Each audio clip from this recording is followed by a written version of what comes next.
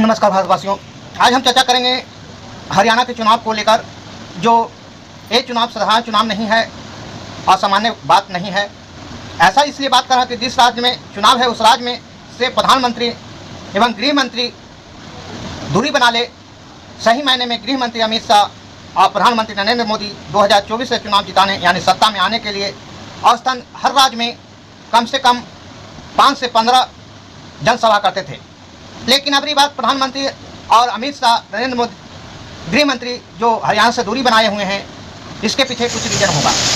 जैसे बताते हैं कि आज की बात बोलते हैं कि अमित शाह गृह मंत्री जो हैं, जो महाराष्ट्र में जनसभा का संबोधित कर रहे थे, वही प्रधानमंत्री नरेंद्र मोदी जी जो झारखंड में जो सभा को संबोधित कर रहे थे। लेकिन सभा को संबोधित करते हुए नरेंद्र मोदी झारखंड में बहुत सी बात भाषण में समझिए कि चुनावी भाषण ही दे रहे थे। उसमें पेपर से लीक से लेकर माइनिंग तक और वहाँ का शासन और व्यवस्था घुसपैठ से लेकर में यानी जो जमीन से लेकर आकाश तक सभी बात कर दिए। इसके पीछे चुनावी प्रचार ही था। हमको अनुमान है कि यह चुनाव प्रचार महाराष्ट्र और झारखंड का दोनों एक ही बार होने वाले हैं। इसलिए मोदी और गृह मंत्री दोनों ने अपने चुनाव प्रचार महाराष्ट्र एवं झारखंड में दोनों लगभग एक ही चुनाव होंगे। अनुमान है कि 5 से 9 तारीख तक हो सकता है कि दोनों का घोषणा हो जाए एक साथ चुनाव होने का। इसीलिए जो गम थम से वह झारखंड एवं महाराष्ट्र में अमित शाह दोनों संबोधित कर रहे हैं। लेकिन बीजेपी के पीछे जो दोनों एक सत्ता में एक साथ रहते थे प्रचार में, वह प्रचार दुनिया बनती जा रहा है। इसके पीछे अंदरूनी कारण तो जरूरी होगा, अंदरूनी विवाद तो जरूरी होगा।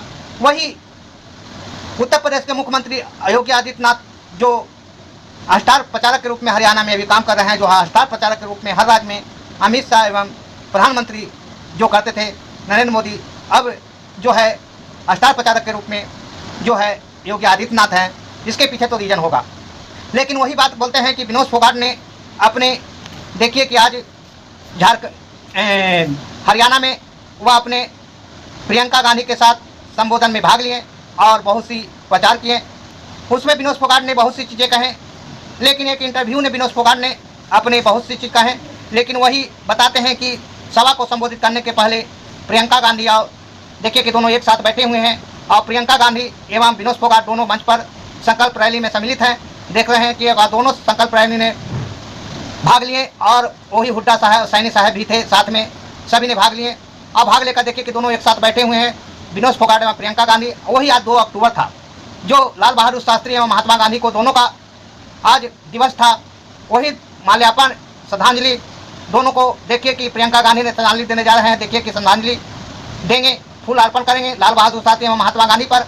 वही विनोद फोगाट में भी अपने माल्यार्पण श्रद्धांजलि लाल बहादुर शास्त्री एवं महात्मा गांधी जो न्याय का सूत्रपात अहिंसा का पुजारी जाने वाले महात्मा गांधी और लाल बहादुर शास्त्री को सभी लोग फूल अर्पण किए। वही बताते हैं कि विनोद फोगाट ने अपने भाषण में क्या कहे हैं, क्या दुख दर्द सुनाए हैं। सुनिए तब आगे बताएंगे कि क्या बात है जो नरेंद्र मोदी एवं प्रधानमंत्री दोनों अलग अलग राज्यों में प्रचार कर रहे हैं, इसके पीछे क्या रीजन है। सुनिए पहले विनोद फोगाट ने क्या कहे हैं। मंत्र में बैठी थी प्रियंका गांधी जी, वहां पे बड़ी बहन के नाते आई थी और जो हिम्मत और हौसला हमें देने का काम किया था, मैं उनको शब्दों में ना बयां कर सकती हूँ, ना उस दर्द को मैं छुपा सकती थी। वो दर्द जब हमने दीदी को बताया, उनका जो एक हाथ था जो हमारे सिर के ऊपर उस दिन टिका था, आज भी वो हाथ की ताकत को मैं अपने ऊपर महसूस कर सकती हूँ। बचपन से लेकर अभी तक जो संघर्ष मैंने स्टार्ट किया था, आज भी उस संघर्ष में मैं चल रही हूँ और इस संघर्ष में पूरा देश मेरे साथ में कंधे से कंधा मिलाकर खड़ा रहा है। आप जितने भी हमारे बड़े बुजुर्ग जो नौजवान युवा साथी हैं, जो ऊर्जा आप लोगों ने मेरे को दिखाई है, इतने कम समय में आपने मेरे को जो अपना बनाने का जो काम किया है, कुश्ती के क्षेत्र में जो मान सम्मान जो प्यार आपने मुझे दिया है, मैं उसका विश्वास दिला के आपको कहती हूँ, आपके हर दुख और दर्द में हमेशा मैं आपसे 2 कदम आगे रह के आपको बचाने का, आपके हकों के लिए लड़ने का हमेशा मैं काम करती रहूंगी। नाम किया है, आप बड़े बुजुर्गों के आशीर्वाद के बिना ना तो वो लड़ाई कभी पूरी हुई थी, ना ये लड़ाई कभी पूरी हो सकती है। तो आप सबसे मैं आशा और उम्मीद करती हूँ और आपको विश्वास भी दिलाती हूँ कि आप मुझे जितना प्यार दोगे उससे मैं 1000 गुना वापस प्यार आपको लौटाने का विश्वास दिला सकती हूँ, भरोसा दिला सकती हूँ। आपने मेरे को देखा होगा ओलंपिक्स में खेलते हुए, लेकिन अगर मैं ये बात बोलूं कि ओलंपिक्स में अगर मैं गई हूं उसमें सबसे बड़ा हाथ प्रियंका गांधी जी का है, तो ये बात बिल्कुल झूठ नहीं होगी। जब 28 तारीख को हमारे साथ में भारतीय जनता पार्टी के द्वारा हमारे साथ सलूक किया गया था, उसके बाद हम प्रियंका दीदी से मिलने गए थे। दीदी ने मिलने बुलाया था, मिले थे, हम सभी बैठे थे। तो हमने दीदी को बोला कि दीदी दिल इतना टूट गया है कि अब मन करता है कि इस देश को छोड़ के हम कहीं चले जाएं, इस देश में हमारे लिए कुछ बचा नहीं है। इतनी अगर गहरी बात हमने किसी को बोली है तो ये आप समझ लीजिए कि वो परिवार से भी बढ़ के वो इंसान है जिसको मैंने अपने दिल की बात उस टाइम पे उनके सामने खोल के रख दी थी। आपको ये बात पता नहीं होगी कि दीदी ने उस टाइम पे क्या बताया मुझे। उन्होंने अपनी भी एक पर्सनल बात मुझे बताई। हम सब खिलाड़ी वहां पे थे, बजरंग भी था, साक्षी भी थी, कि जब उनके फादर के साथ में दुर्घटना हुई थी उनको भी ऐसे लगा था कि ये देश मेरे साथ न्याय नहीं कर रहा है, इस देश ने मेरे को इंसाफ नहीं दिलवाया, हमारे परिवार को इंसाफ नहीं मिला है।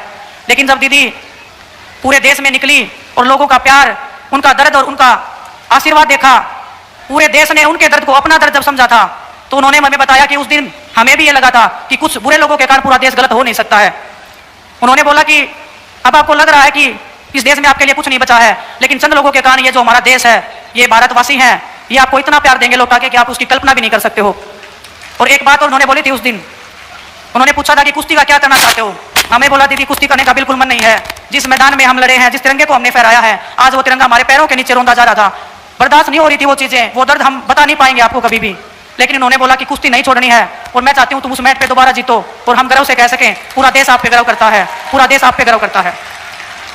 उस दिन एक टूटी हुई लड़की उस कमरे में गई थी और जब बाहर निकल के आई तो वो लड़की दुर्गा का रूप लेके बाहर निकली थी। उसमें सबसे बड़ा हाथ प्रियंका गांधी जी का है, मेरी बड़ी बहन का है।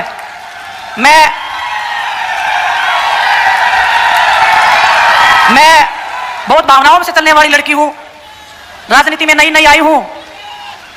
आप ये मत मानना कि मैं राजनीति के उसमें अगर मैं कांग्रेस पार्टी में आ गई हूं इसलिए मैं ये बड़ी बड़ी बातें कर रही हूं, मैं ये बातें बड़ाई की कर रही हूं। लेकिन मैं दिल से राहुल भैया का, प्रियंका गांधी जी का, सोनिया मैम का, मल्लिकार्जुन खड़गे साहब का, सभी पार्टी के जो वरिष्ठ नेतागण थे, जब ज्वाइनिंग से पहले हम उनसे मिले थे, ऐसे लगा था कि पूरा देश और एक मेरा परिवार जो है वो और बढ़ गया है और मैं अपना दर्द, अपनी तकलीफ उनके सामने रख सकती हूं और वो 1 मिनट में चुटकियों में मेरी समस्या का हल कर सकते हैं। वो प्यार, वो आशीर्वाद मुझे इनसे जो मिला है, वही आशीर्वाद प्यार पूरे देश ने मुझे देने का काम किया है। ओलंपिक से आने के बाद में इस पूरे देश ने जो मेरे को संभाला है, इस टूटी हुई लड़की को संभाला है, ये टूटी हुई लड़की आज आपके सामने पूरे दृढ़ विश्वास के साथ में खड़ी है और आपको ये कह सकती है, मेरी छोटी बहनों को बता सकती हूँ, मेरे बड़े भाइयों को बता सकती हूँ, जिंदगी में उतार चढ़ाव आते रहेंगे, लेकिन हमारे जैसे लोग, प्रियंका गांधी जी जैसी बड़ी बहन आपके पीछे खड़ी रह के हमेशा आपकी ताकत बनने का काम करेंगे। आप सबको पता है राजनीति में मैं नहीं हूं। वही सुन लिए कि विनोद फोगाट ने क्या कहे। एक भाग सुना दिए हैं, एक भाग और सुनाएंगे। विनोद फोगाट ने बहुत मार्केबल चीज़ बोले हैं, बहुत अच्छी बात बोले हैं। सबसे पहली बात है कि इस विनोद फोगाट का जिंदगी बहुत कष्टमय रहा, खास करके खिलाड़ियों का तो जिंदगी, वह ने पहलवान को तो खास करके लेडीज को, महिलाओं को जिंदगी का कष्टमय, हर जगह बुरे नज़र से देखना, हर जगह उसको मत रानी दिखाना, बड़ी दिक्कत हो जाता है। लेकिन सबसे पहली बात है, विनोद फोगाट अपने जीवन का फोन, जब वह डिस्क्वालिफाई आयोग घोषित किया गया था तब प्रधानमंत्री डायरेक्ट फ़ोन नहीं आया था, लेकिन वहाँ पर इंडिया के जो ऑफिशियल थे उन्होंने बोला कि बात करना चाहते हैं। लेकिन विनोद ने आगे कहा कि उन्होंने मेरे साथ रखी, आपकी कोई आदमी साथ में नहीं रहेगा, हमारी टीम रहेगी, 2 लोगों की वीडियो शूट करेगा और एक बात करवाएगा और एक वीडियो सोशल मीडिया पर डाला जाएगा। तो मैंने सोशल मीडिया पर जाएगा तो कहा हाँ जाएगा, तो मैंने कहा सॉरी, मैं अपने इमोशन का और अपने मेहनत का ऐसा सोशल मीडिया पर तो मजाक नहीं बनाऊंगा। ये विनोद फोगाट ने एक इंटरव्यू में कहा था। लेकिन मोदी जी खास करके सोशल मीडिया को तो खास करके ऐसे तो बताते हैं कि मीडिया, गोदी मीडिया को, पेपर को, ऐसा तो सबके तो खरीद लिए ही हैं, लेकिन यह सोशल मीडिया पर भी प्रचार करना शुरू कर दिया है। इसलिए कि सोशल टीवी को लोग अब नहीं रखना चाहते हैं, साथ नहीं देखना चाहते हैं, तो सोशल मीडिया को लोग चुन लिए हैं, अपना चॉइस अनुसार चुन लिए हैं, उसी पर भी वह प्रतिबंध लगाने के चक्कर में है। लेकिन आगे विनोद फोगाट ने क्या कहे हैं सुनिए, तब आगे बताएंगे। गया है, मेरे को समेटने में भी टाइम लगेगा आपके इस प्यार को, आपके इस सम्मान को, लेकिन मैं आपको दावे के साथ, मेरे विश्वास के साथ मैं एक बात कह सकती हूँ, आपकी बेटी ना कभी किसी के सामने झुकी थी, ना कभी किसी के सामने झुकेगी।